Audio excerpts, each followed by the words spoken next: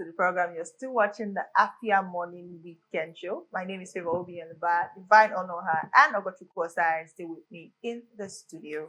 And of course, we've just been joined by Dr. Chukwueloka Umeh, who is the founder and CEO of Fedikore Ltd. And we are going to be giving tips. It's a new month.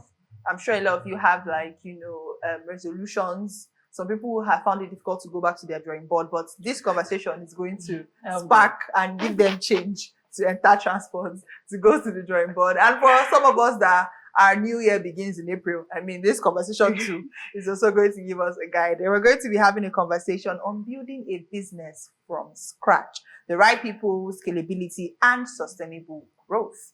Of course, we know that every now and then, everybody, I want to start a business, I want to do this, I want to do that. But it's always very important to know the kind of business to do based off of there are a lot of questions I even have to ask. So I'm very grateful that, Dr. Chukwueloka is here with us. Good morning, sir.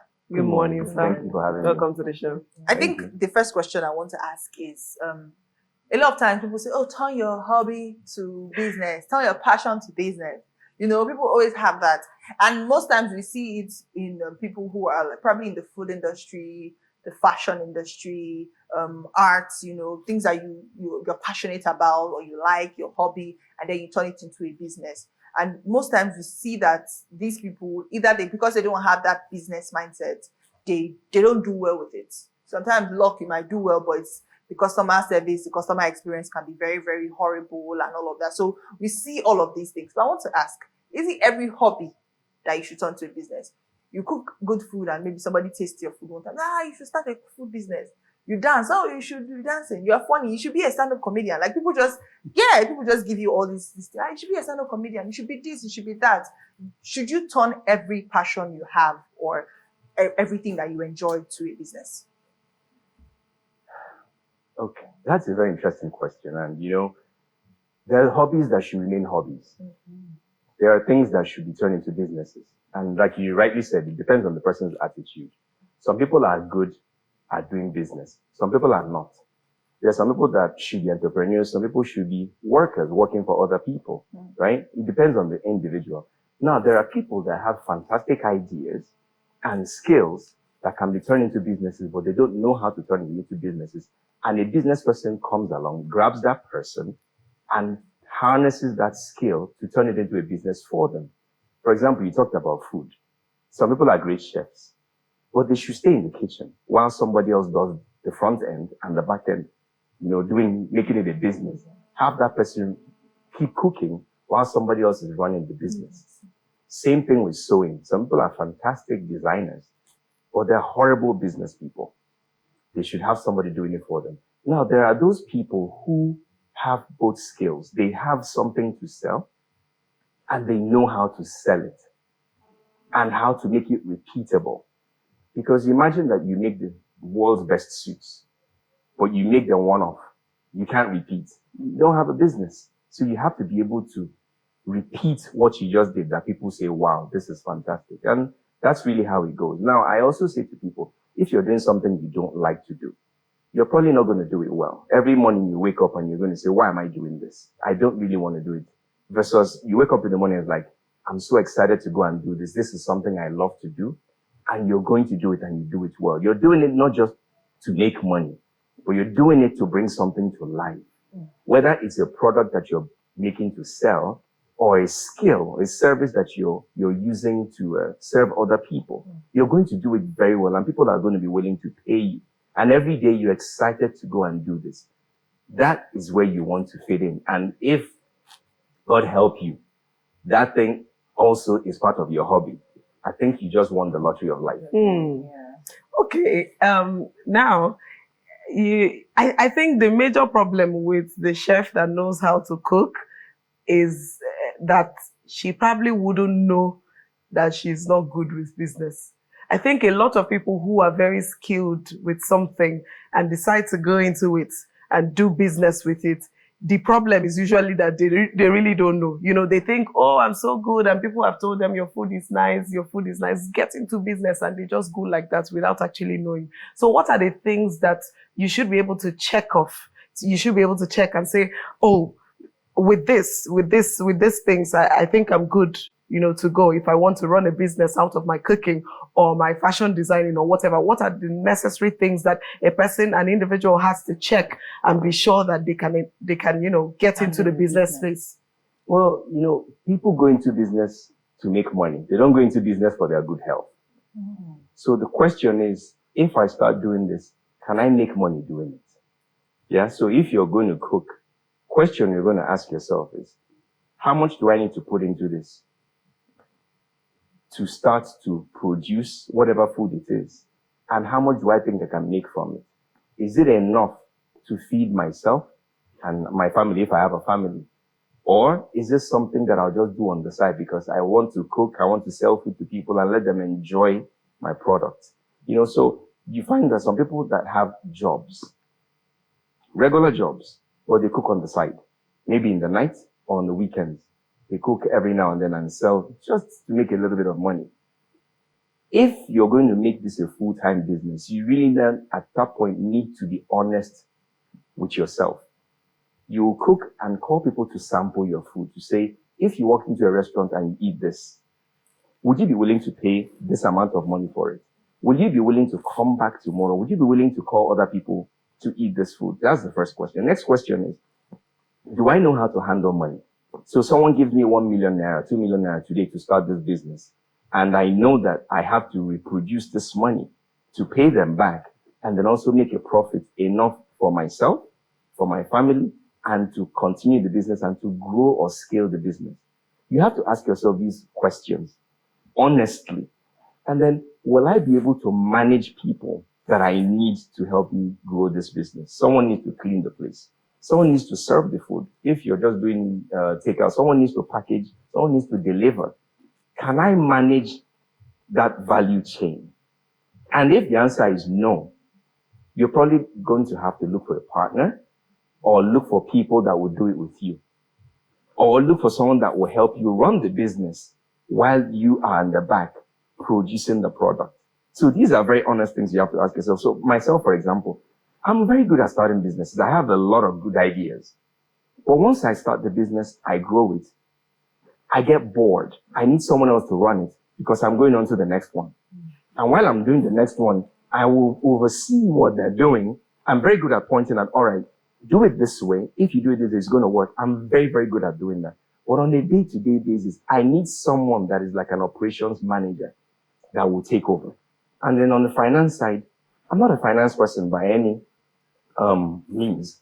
I need someone watching the finances, making sure the money that we make goes to where it's supposed to go. The money that we spend the minimum possible to get what we need to get out of the product. So you have to start being honest with yourself. And then someone needs to sell. Same thing. I want to ask this now, because when we talk about the right people, we talk about sustainable growth and scalability and all of that. Because what is your take? Because I know that you are a friendly person. I know you're a friendly person and you're someone who likes to help people. And what is your take on hiring family members or friends? You don't laugh. Don't laugh. What's your take on hiring family members or friends? Because I think this discourse, I saw this a couple of days ago. Like, better hire people you can fire. Because a lot of times, because of, somebody comes, has a story or tells you, oh, this, or maybe this person, you want to help them, and then you give them a job in your company, just to help them and help you too, because they are also going to bring value to the company. But then most times what we see is a case of familiarity. Oh, it's because of this person that gave me this job. Let me just do what I can. Let me know. I'm not against, hiring people that because sometimes, it works well. It's like helping the people in your direct circle or, people that are closer to you and all of that. But what's also your take on it, especially when sometimes they could get familiar and not, give the value or, take, I think you shared a story with me one time, and then take it for granted and all of that. What's your take on that? What's your advice to people who are in such situations? So I say to people, there's nothing wrong with hiring family. There's nothing wrong with hiring your friends. But they just have to remember, this is business. Once we walk in the door, I don't know you. We're there to work. And we eat what we kill. So if we don't kill, we don't eat. So if you're going to bring me down in this business, you're going to be outside the door even before you know you hit the floor. It's that simple. So once we are in business, we know we're doing business. Hiring family is great because hopefully they know you. They know that you're fighting the same fight. You're trying to grow a business that will benefit not just you, but your family. And you guys hopefully have the same mindset on what you should be doing. I say to everyone that I hire, my business is like my home. So when you're in the business, you're in my house and you're my family. You know what they say, those are families that prays together, stays together. Mm-hmm. So we're working together, we should stay together, we eat together, we share together. I want to know about you. I mean, if you have problems in your house, I want to help because you're my family. But the minute you stop to deliver, you don't exist anymore. You're outside. I can help you from a distance. So when you have a problem, we can send you money. But you don't fit in here because you're going to make us fail. People need to have that mindset. It's nothing personal. It's business. When I had a job, the last person I worked for is my family. And I said to him at the beginning of the work, if I am not doing my job, you will do me a favor by getting rid of me. Because this business is bigger than myself. There are many families that depend on this business. If you keep me here just because I'm family and I'm not doing the job, you're not doing the business a favor. You're also not doing me a favor because I'll just be here goofing off. So when I stop delivering, please fire me. It will be a favor to myself and to business. That's the same approach I bring to every business that I've run. And everyone will tell you. When I was working in the US, working for General Electric, same mindset. Moving back here to Nigeria, I've started several businesses. Same approach. And people that work with me will tell you, when you're doing your job, I will do anything for you to make sure you succeed. If you need my own car, I will give you my car if it helps you succeed. But the minute you stop doing what you're supposed to do, and I see that you are not salvageable, I have no issues firing you. And there are no sentiments. Because if I don't fire you, all the other people in the business are going to suffer because of one person. Yes, I think I like that. And I also like what you highlighted initially, that it is important to understand if you're supposed to be working for somebody or running a business. Now, there is something I want us to talk about. There are people that would come, they want just to do business. They are so interested in doing business. Now, is it advisable to just come out and start a business, or is it advisable to work under an organization and understand structure before you can go ahead to do your own business? That's a great question, and it depends on the industry. There are people that have great ideas, and they think, oh, this is the best idea since sliced bread. No idea is new. That thing you're thinking of, somebody else is already thinking about it, and somebody else may have started it, but it didn't work out. So there's no greater thing like now. So if you have a great idea, you have the money to start, you have the time, and you feel you have the required expertise to start it, jump in now. But if you think you need to learn a little bit more, and you're working in a place that they're doing that thing that you also want to replicate, stay and learn. There's nothing like experience. Get that experience. Start to build on your own skill before you leave. But when you leave, please make sure that you're not trying to compete with the place that you just left. I mean, to be honest and to be transparent is very important. Don't try to sabotage the place that you just left. But it's good to learn as much as you can, whatever it is that you're doing, so that you can apply. And take the leap. It's a leap of faith. Now, it's very scary to leave a job to start a business. When you're in your 20s, it's okay. When you're in your 30s, it starts getting a little scary. But when you're in your 50s, it's extremely scary. I have left my own comfort zone to start a business. It's extremely scary. But, nothing ventured, nothing gained. Sure. You got to be willing to take a risk. Let's talk about scalability. Especially with the Nigerian market, sometimes when we see the way people put prices on their goods or their services and all of that, and what is the mean? Why would you price this? But I know that one thing is, a lot of times as people are growing, maybe their industry is growing, their expenses are also growing, and so they have to. The value is also growing. The experience that they've also gotten, from time to time, you should also increase your worth. The economy as well is also growing in a way that a lot of people do not like. But so, what do you think about scalability, and how can people scale their businesses in a way that is, in a way that is also going to make them profit, and also like in tune with the economy, and in tune with the economy, not too much, and all of that? The Nigerian economy makes it very difficult to do business for us here in Nigeria. If I get money from, say, China or India, I'm taking a loan at 2% or 3%, long-term loan. It's great. That's why you find some of these foreigners come here and they do business, and it looks like they are magicians. They're not magicians. They're bringing in money at very cheap interest rates. So it's very easy. But here in Nigeria, we're borrowing money at 30%. So imagine that you borrow money at 30% when dollar was 400 naira to the dollar. In 6 months, the dollar jumps to 900 naira. So all your projections have already been thrown out of the door. How do you scale that business?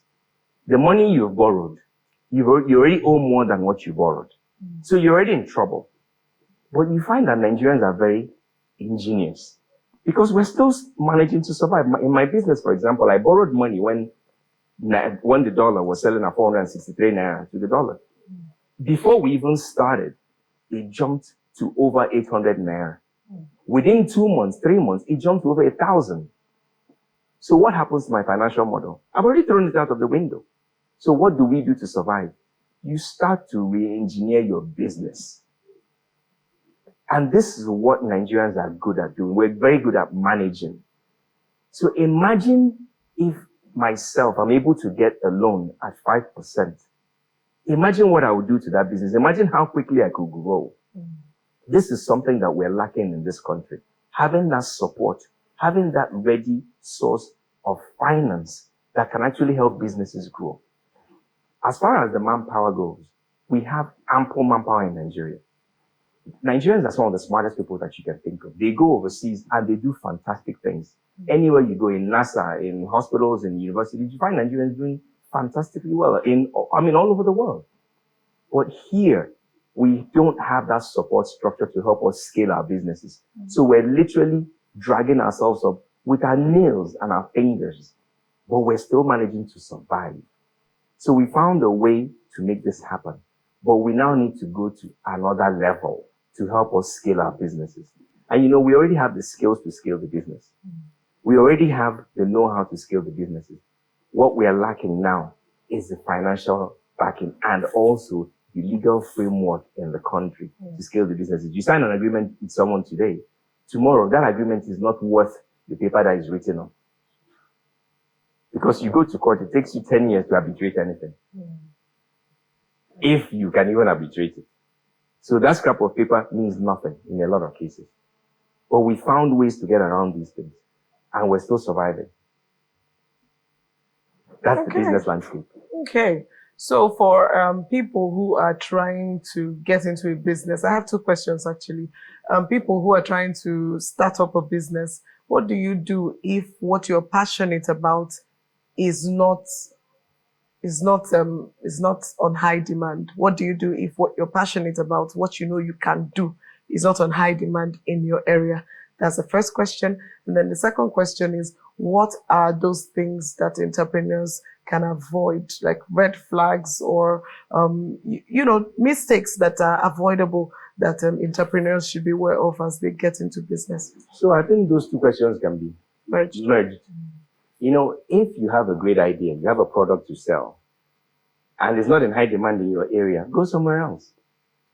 There's no way in Nigeria you go that you will not find a product that you're making is needed.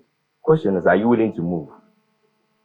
And then the other question is, are you so in love with your idea and in where you are that you're not willing to tweak that idea a little bit or move, change location? Nigeria is such a fertile ground for every single product or service you can think of. From toilet paper, to water, to hides and skins, to meat, to clothes. Every single thing is in high demand. To cars.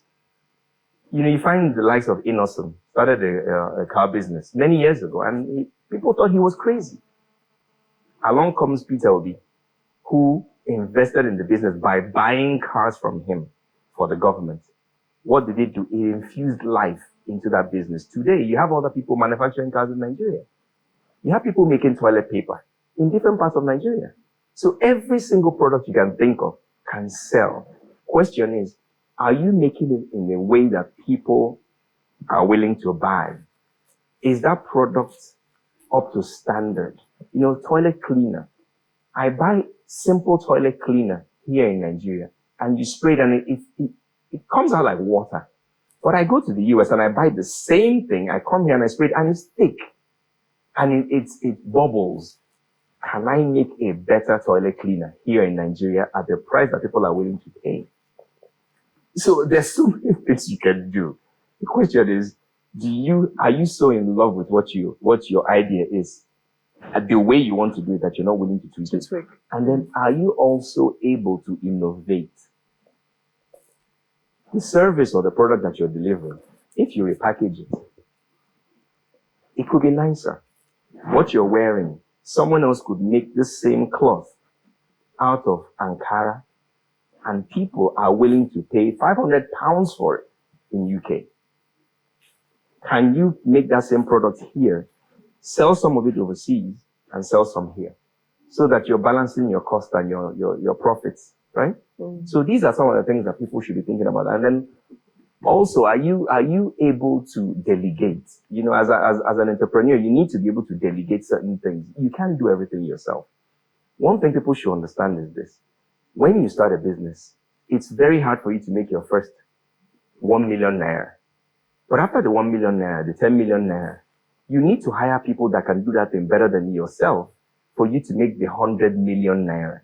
Mm. So you need to be able to start delegating and finding the right people that you can work with, whether they are employees or partners that can do things better than you.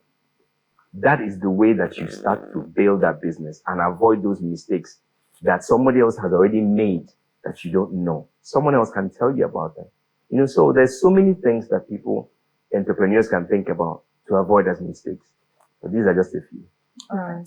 I still have a lot of questions, but we are already, unfortunately, out of time.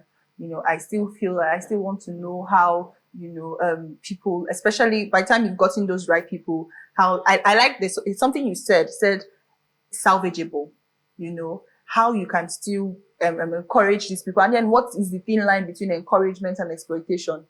What is, we're pushing this person to be better, and then you just exploiting that person, Because I was talking to one of my friends. I was like, Nigerian employers, they can be something else.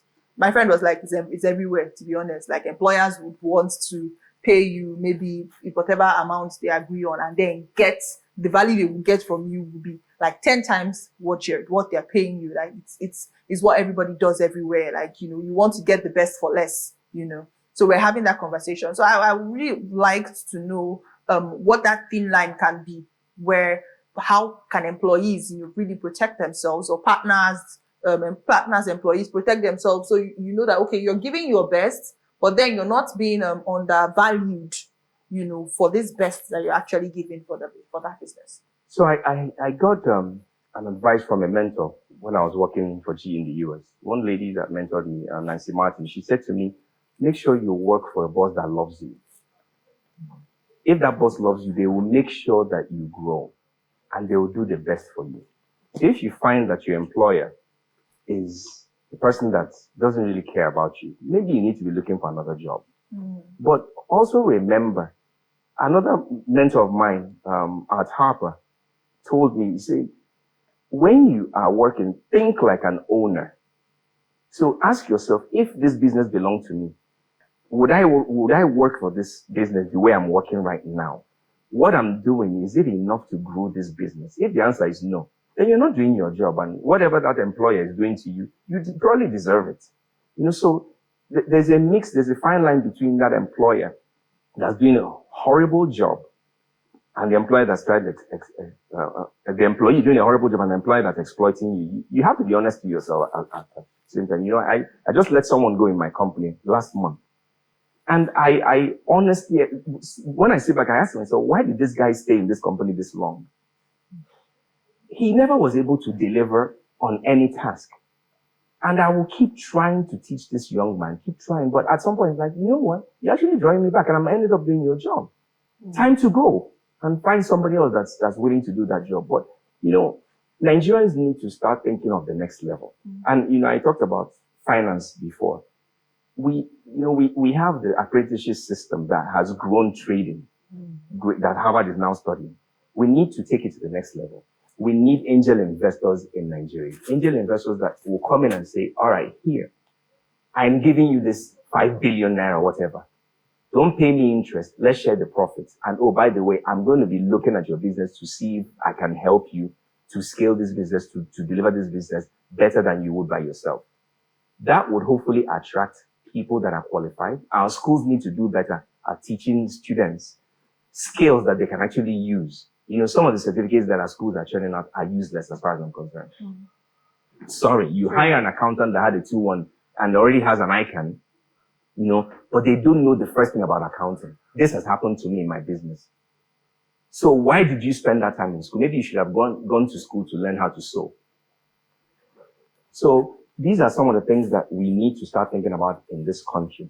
And I encourage people, you know, Babangida just got 17 billion donated to him after he launched his book. That's great. That's fine. I don't begrudge them their money. But please take some of that money and invest in some people, some young people like us that are building businesses, so that I don't have to go to a bank to look for 33% money. Give me 5 billion out of that money and I'll turn it into 20 billion in 2 years. You know, this is what we now need in this country to help the likes of us grow. Our generation is struggling and we're trying to compete with people that get cheap money. And there are lots of young people that need jobs and we can create those jobs. I am employing a lot of people now, but my business is not easy. You wake up every morning and you ask yourself sometimes, is this the right thing? Am I doing the right thing? And the answer is yes, I'm doing the right thing. I'm contributing to the country and I'm employing people. I'm feeding families. That's great, but we need support. So that's the next level. I think we're going to leave it at that. I mean, this was very, very insightful. Thank you. I know you have transport fare to go to your drawing board now, Abby. April, almost there. We're ready. Thank you very much, Dr. Chukwueloka. Thank you so much, sir. My pleasure. We'll go on a very quick break, and when we return, we take our final conversation on the weekend show. Do stay with us.